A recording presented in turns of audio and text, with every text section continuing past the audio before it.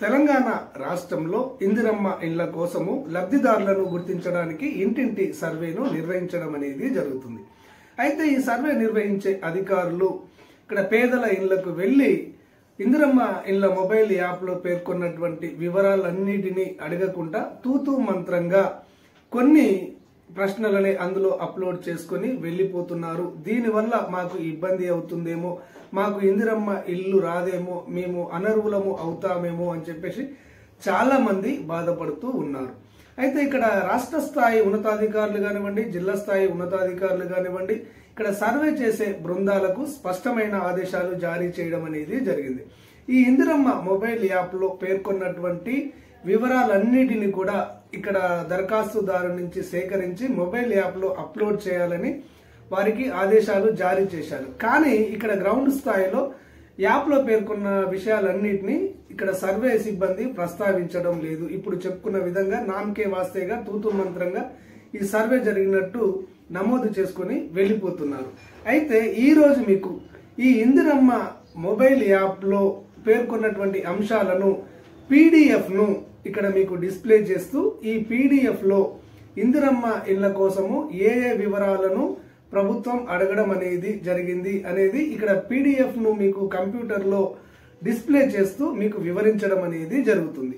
ఈ వీడియో మీరు పూర్తిగా చూసి ఇందిరమ్మ మొబైల్ యాప్ పీడిఎఫ్ లో పేర్కొన్న అంశాలను తెలుసుకొని మీ ఇంటికి వచ్చే సర్వే సిబ్బందికి ఆ విషయాలన్నిటినీ కూడా ఇందిరమ్మ మొబైల్ యాప్ లో మీరు నమోదు చేసుకొని ఇందిరమ్మ ఇల్లును నిర్మించుకోవాలని చెప్పేసి ఈ వీడియో చేయడం అనేది జరుగుతుంది.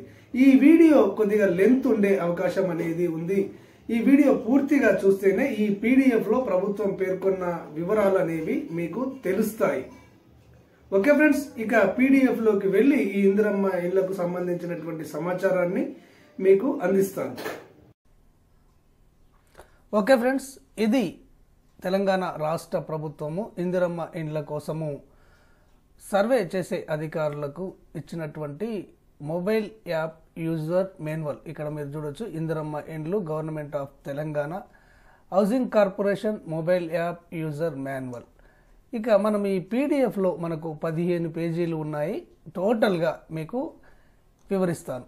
ఇక్కడ చూడొచ్చు మీరు, ఇదంతా కూడా ఇక్కడ సర్వే చేసే అధికారులకు ఇచ్చినటువంటి గైడ్ లైన్స్.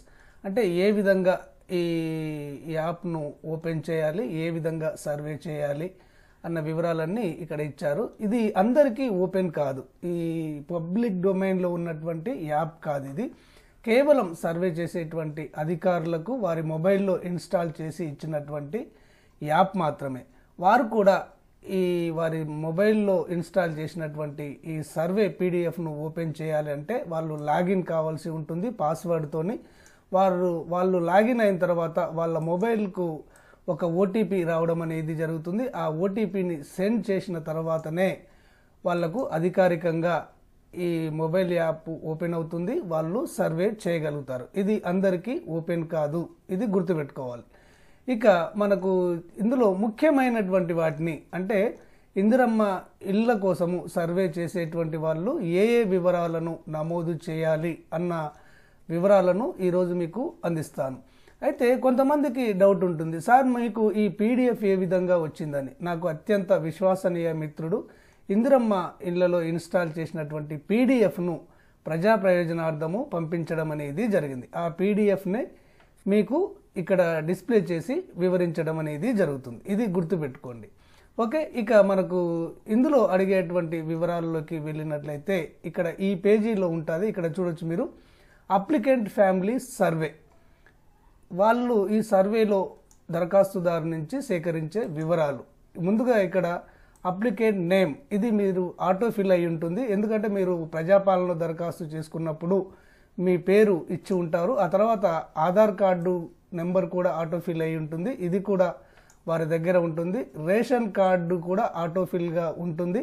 ఒకవేళ రేషన్ కార్డు లేనటువంటి వాళ్ళు కూడా ప్రజాపాలనలో ఆధార్ కార్డుతోని దరఖాస్తు చేసుకున్నట్లయితే వారి ఆధార్ కార్డు ఇక్కడ ఆటోఫిల్గా రావడం అనేది జరుగుతుంది. ఆ తర్వాత మొబైల్ నెంబర్, ఈ మొబైల్ నెంబర్ కూడా మనం ప్రజాపాలనలో ఇచ్చాం కాబట్టి మొబైల్ నెంబర్ కూడా ఆటోఫిల్గా ఇక్కడ ఉండడం అనేది జరుగుతుంది. ఈ 4 కూడా ఈ సర్వే అధికారుల దగ్గర ఉంటాయి. అంటే అప్లికెంట్ పేరు, Aadhaar number, ration card number, mobile number, ఈ 4 కూడా వారి మొబైల్లో ఇన్స్టాల్ చేసి ఉంటాయి.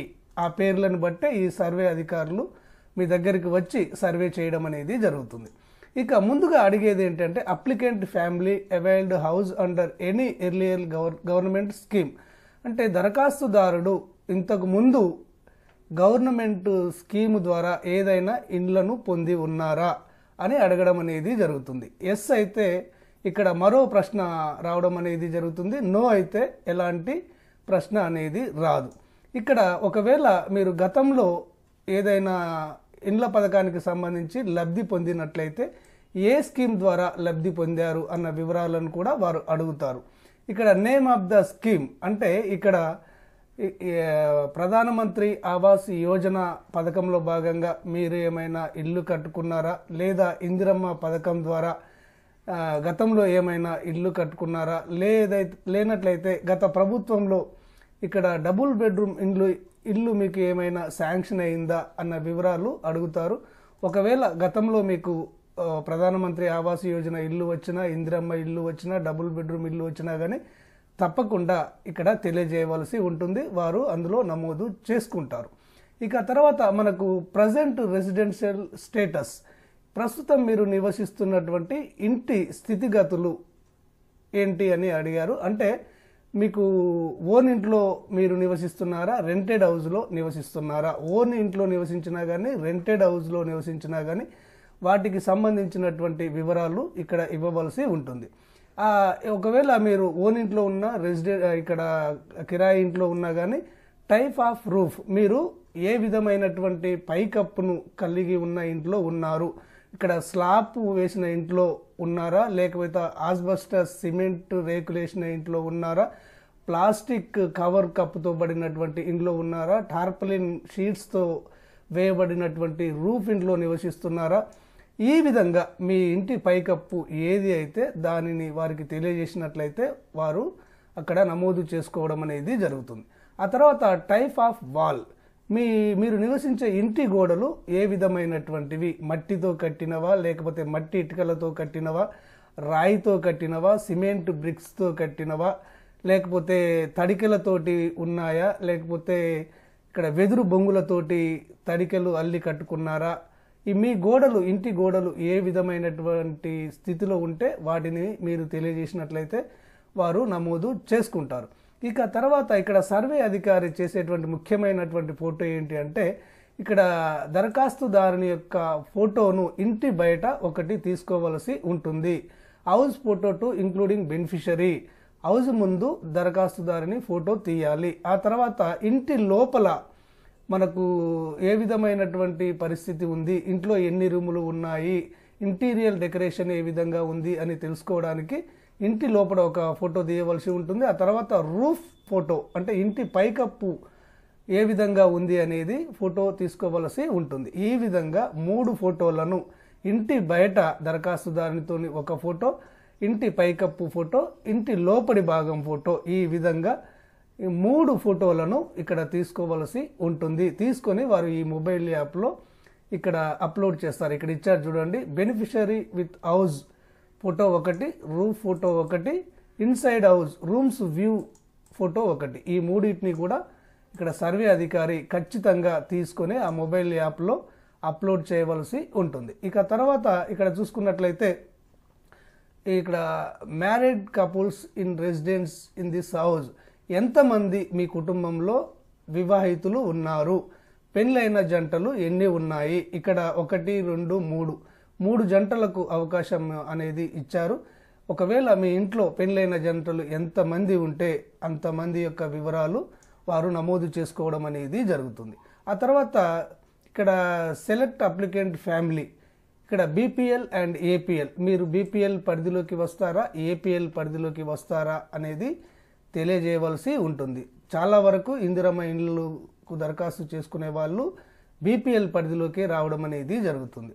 ఇక తర్వాత ఇక్కడ select recommendation of the surveyor, ఇవన్నిటిని పరిశీలించిన తర్వాత సర్వే చేసేటువంటి అధికారి ఇక్కడ ఈ దరఖాస్తుదారుడు ఇందిరమ్మ ఇళ్లకు ఎలిజిబుల్లా ఇన్ఎలిజిబుల్లా, ఒకవేళ మీరు అర్హులైతే ఇక్కడ సర్వే చేసే అధికారి ఎలిజిబుల్ అని టిక్ చేసినట్లయితే మీరు అర్హుల పరిధిలోకి రావడం అనేది జరుగుతుంది. ఇనెలిజిబుల్ అని అతను అప్లోడ్ చేసినట్లయితే మీకు ఈ ఇందిరమ్మకు మీరు అర్హులు కాదని తేలిపోతుంది. ఇక తర్వాత whether land is available for construction of the house. Yes అయితే ఎస్, నో అయితే నో. మీరు ఇంటిని నిర్మించుకోవడానికి ఖాళీ స్థలాన్ని కలిగి ఉన్నారా? ఖాళీ స్థలం ఉన్నట్లయితే ఎస్ అని మీరు చెప్పినట్లయితే, ఉంది అని మీరు చెప్పినట్లయితే వారు అందులో నమోదు చేస్తారు. నో అని చెప్పినట్లయితే అంటే మీకు ఇంటిని నిర్మించుకోవడానికి ఖాళీ స్థలము లేనట్లయితే భవిష్యత్తులో మీకు ఖాళీ స్థలాన్ని ఇచ్చి ఇందిరమ్మ ఇల్లు కట్టుకోవడానికి 5 లక్షల రూపాయలకు మిమ్మల్ని ఫార్వర్డ్ చేయడం అనేది జరుగుతుంది. ఓకే, ఒకవేళ మీకు ఖాళీ స్థలం ఉన్నట్లయితే ఇక్కడ house site is the name of the applicant. ఆ ఖాళీ స్థలం అనేది ఈ అప్లికేషన్ దారుడి పేరు పైనే ఉందా అనేది అడుగుతారు. ఎస్ అయితే మీరు అవును అయితే ఖాళీ స్థలం మీ పేరు మీద ఉన్నట్లయితే ఉంది అని చెప్పండి, లేనట్లయితే లేదు అని చెప్పండి. ఇక తర్వాత ఇక్కడ name of the family member in house name house of site is available. ఒకవేళ మీ యొక్క ఇంటి స్థలము మీ పేరు పైన లేనట్లయితే మరొక ఆప్షన్ కూడా ఇవ్వడం అనేది జరిగింది. మీ పేరు పైన లేదు, మరి మీ కుటుంబ సభ్యుల్లో ఎవరి పేరు పైన ఉంది అన్న వివరాలను కూడా అడుగుతారు. మీ కుటుంబ సభ్యుల్లో ఎవరి పేరు పైన ఖాళీ స్థలం ఉన్నా కానీ మీకు ఇందిరమ్మ ఇల్లు రావడం అనేది జరుగుతుంది. ఇక్కడ మీ కుటుంబ సభ్యుల్లో ఎవరి రిలేషన్ పైన ఈ ల్యాండ్ ఉందనేది అడిగారు. దరఖాస్తుదారు ఫీమేల్ అయితే, ఆడ మనిషి అయితే హస్బెండ్ పైన ఈ ఇంటి ఖాళీ స్థలం ఉందా, ఫాదర్ పేరు పైన ఖాళీ స్థలం ఉందా, మదర్ పేరు పైన ఖాళీ స్థలం ఉందా, ఫాదర్ ఇన్ లా పేరు పైన ఖాళీ స్థలం ఉందా, మదర్ ఇన్ లా పేరు పైన ఖాళీ స్థలం ఉందా, బ్రదర్ పేరు పైన ఖాళీ స్థలం ఉందా, సిస్టర్ పేరు పైన ఉందా, అంకుల్ పేరు పైన ఉందా, ఆంటీ పేరు పైన ఉందా, వైఫ్ పేరు పైన ఉందా, సన్ పేరు పైన ఉందా, డాటర్ పేరు పైన ఉందా. మీ కుటుంబ సభ్యుల్లో ఎవరి పేరు పైన ఈ ఖాళీ స్థలం ఉన్నా కానీ వారు ఇక్కడ నమోదు చేసుకోవడం అనేది జరుగుతుంది. లిస్టులో ఇవన్నీ ఉంటాయి. ఎవరి పేరు పైన ఖాళీ స్థలం ఉంటే వారి పేరు తెలియజేసినట్లయితే వారు నమోదు చేసుకుంటారు. ఇక మరొకటి ఏంటంటే అప్లోడ్ హౌస్ సైడ్ డాక్యుమెంట్స్. ఖచ్చితంగా ఇక్కడ ఈ హౌస్కు సంబంధించినటువంటి డాక్యుమెంట్ మరియు ఖాళీ స్థలానికి సంబంధించినటువంటి డాక్యుమెంట్ అనేది ఖచ్చితంగా వారికి చూపించవలసి ఉంటుంది. ఆ డాక్యుమెంట్ను వారు ఈ యాప్లో అప్లోడ్ చేయవలసి ఉంటుంది. ఇది మ్యాండేటరీ. ఇక తర్వాత ఇక్కడ ఈ సైట్ అనేది, ఈ ఖాళీ స్థలం అనేది ఏ పట్టాను కలిగి ఉంది అనేది ఇక్కడ అడుగుతారు. అంటే ఇక్కడ మీ ఖాళీ స్థలము డీఫామ్ పట్టాతోటి కలిగి ఉందా, లేదా సాదా సేల్ పట్టా కలిగి ఉందా, రిజిస్టర్డ్ సేల్ డీడ్ కలిగి ఉందా, ఆ తర్వాత జీవో 58 ప్రకారము మీకు డాక్యుమెంట్ ఉందా, పొజిషన్ సర్టిఫికేట్ ఉన్నట్లయితే మీరు అతనికి చూపించవలసి ఉంటుంది. ఒకవేళ ప్రాపర్టీ ట్యాక్స్ రిసిప్ట్, ఇంటి పన్ను చెల్లించినటువంటి రసీదును ఉన్నా కానీ వాళ్లకు చూపించినట్లయితే వాళ్ళు అప్లోడ్ చేసుకుంటారు. ఎలక్ట్రిసిటీ బిల్లు, మీరు కట్టే కరెంటు బిల్లు ఉన్నా కానీ వారికి చూపించినట్లయితే అప్లోడ్ చేసుకుంటారు. ఒకవేళ మీరు అగ్రికల్చర్ ల్యాండ్లో ఇల్లు కట్టుకొని ఉన్నట్లయితే పీపీబీ పట్టాదారు పాస్ పుస్తకాన్ని అయినా కానీ వారికి చూపించినట్లయితే వారు అప్లోడ్ చేసుకుంటారు. మొత్తానికి ఈ ఖాళీ సైట్కు సంబంధించినటువంటి డాక్యుమెంట్స్లో ఇక్కడ ఇచ్చినటువంటి వాటిలో ఏదో ఒకటి వారికి మీరు చూపించవలసి ఉంటుంది. ఇక్కడ మీరు గుర్తుపెట్టుకోవాల్సింది ఏంటంటే పైవేమి లేనటువంటి వాళ్ళు ఇంటి పన్ను రసీదును అయినా, కరెంటు బిల్లునైనా, లేదా పట్టాదారు పాస్ పుస్తకాన్ని అయినా కానీ మీరు చూపించినట్లయితే వాళ్ళు అప్లోడ్ చేసుకోవడం అనేది జరుగుతుంది. ఇక plot is same as the address of the residence. మీరు ఖాళీ స్థలాన్ని మీరు నివసించే ప్రాంతంలోనే కలిగి ఉన్నారా, లేదా ఇతర ప్రాంతంలో కలిగి ఉన్నారా? మీరు ఎక్కడైతే నివసిస్తున్నారో అక్కడే ప్లాట్ ఉన్నట్లయితే ఎస్ అని పెట్టండి. ఇక్కడ లేదు, మరొక ప్రాంతంలో ఉంది, ఒక వార్డులో మీరు నివసిస్తున్నట్లయితే మరో వార్డులో ఉందనుకోండి, మాకు మరో వార్డులో ఉంది, ఇక్కడ లేదు అని తెలియజేసినట్లయితే ఇక్కడ మరొక క్వశ్చన్ రావడం అనేది జరుగుతుంది. ఇక్కడ ఏంటి అంటే ప్రజాపాలనలో మీరు దరఖాస్తు చేసుకున్నటువంటి దగ్గర మీ ప్లాట్ లేనట్లయితే ఎక్కడ ఉంది అన్న వివరాలను కూడా వారు నమోదు చేసుకుంటారు. మీ ప్లాట్ ఎక్కడ ఉంటే అక్కడికి ఈ సర్వే అధికారి వచ్చి మీ యొక్క ప్లాట్ అంటే సైట్ యొక్క ఫోటోను క్యాప్చర్ చేసుకొని వాళ్ళు ఈ యాప్లో నమోదు చేసుకోవడం అనేది జరుగుతుంది. ఆ సైట్ ఫోటోతో పాటుగా ఆ సైట్ డీటెయిల్స్ని కూడా అంటే plot details, survey number, plot number, house number, ward number, street number, ఆ తర్వాత స్ట్రీట్ పేరు, ఆ తర్వాత రోడ్డు నెంబరు, ఆ తర్వాత కాలనీ పేరు, విలేజా లేకపోతే టౌనా, వీటన్నిటిని కూడా వారు ఈ మొబైల్ యాప్లో నమోదు చేసుకోవడం అనేది జరుగుతుంది. ఇక తర్వాత ఇక్కడ ప్రపోజ్డ్ హౌస్ సైట్ ఫోటో, ఇక్కడ ఈ ఖాళీ స్థలం యొక్క ఫోటోను కూడా క్యాప్చర్ చేసుకొని ఇప్పుడు చెప్పినట్టుగా యాప్లో అప్లోడ్ చేయడం అనేది జరుగుతుంది. ఇక తర్వాత house site plot area in square yards, మీ యొక్క ఖాళీ స్థలము ఎంత స్థలము ఉంది, ఇక్కడ ఖచ్చితంగా గవర్నమెంట్ చెబుతున్నది ఏంటి అంటే 400 చదరపు అడుగుల విస్తీర్ణం కలిగి ఉండాలి. ఆ 400 చదరపు అడుగుల్లో ఈ ఇందిరమ్మ ఇల్లును కట్టుకోవాలి అని గవర్నమెంట్ చెబుతుంది. కాబట్టి మీకు ఎన్ని చదరపు అడుగుల ఇల్లు ఉందో అవి తెలియజేయవలసి ఉంటుంది, వారు నమోదు చేసుకుంటారు. ఇక తర్వాత ఇక్కడ మీరు ఎన్ని సంవత్సరాల నుంచి ప్రస్తుతం నివసిస్తున్న ప్రాంతంలో నివసిస్తున్నారు అని అడుగుతారు. మీరు ప్రస్తుతం నివసిస్తున్న ప్రాంతంలో 20 సంవత్సరాల నుంచా, 30 సంవత్సరాల నుంచా, 40 సంవత్సరాల నుంచా, 50 సంవత్సరాల నుంచా, 60 సంవత్సరాల నుంచా, 70 సంవత్సరాల నుంచా, ఎన్ని సంవత్సరాల నుంచి ప్రస్తుతం ఉన్న ప్రాంతంలో నివసిస్తున్నారు అని అడగడం అనేది జరుగుతుంది.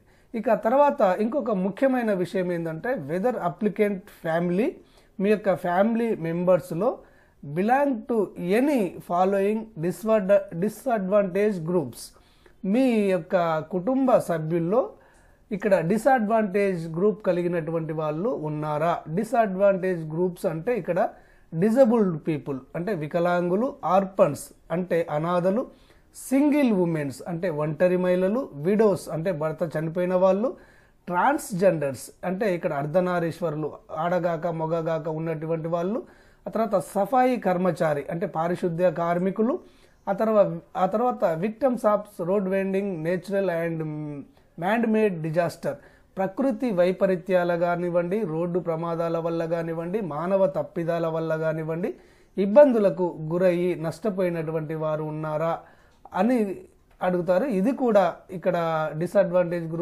గ్రూప్స్లోకి రావడం అనేది జరుగుతుంది. ఆ తర్వాత ల్యాండ్లెస్, ఇక్కడ ఇచ్చారు చూడండి, ల్యాండ్లెస్ అగ్రికల్చర్ లేబర్ అంటే ఎలాంటి వ్యవసాయ భూమి లేనటువంటి వ్యవసాయ కార్మికులు ఉన్నారా అని అడుగుతారు. ఆ తర్వాత పీబీటీజీ ఉన్నారా అని అడుగుతారు. మొత్తానికి ఇందులో ఈ ఇందిరమ్మ ఇళ్లను వీరికే మొదట కేటాయించడం అనేది జరుగుతుంది. వికలాంగులకు, అనాథలకు, భర్త నుంచి దూరంగా ఉన్న ఒంటరి మహిళలకు, వితంతువులకు, ట్రాన్స్జెండర్లకు, సఫాయి కర్మచారులకు, ఇక్కడ ప్రకృతి వైపరీత్యాల వల్ల నష్టపోయినటువంటి వారికి, ఆ తర్వాత ల్యాండ్ లేని వ్యవసాయ కూలీలకు ఈ ముందు వరుసలో ఈ ఇందిరమ్మ ఇళ్లను ఇవ్వడం అనేది జరుగుతుంది, సెలెక్ట్ చేయడం అనేది జరుగుతుంది. ఈ విధంగా టోటల్గా ఈ ప్రశ్నలన్నిటిని కూడా సర్వే అధికారి ఇక్కడ దరఖాస్తుదారు నుంచి సేకరించి మొబైల్ యాప్లో అప్లోడ్ చేయవలసి ఉంటుంది. ఓకే ఫ్రెండ్స్, ఇవి ఇందిరమ్మ ఇళ్ల మొబైల్ యాప్లోని పీడిఎఫ్లో ప్రస్తావించినటువంటి అడిగినటువంటి ప్రశ్నలు.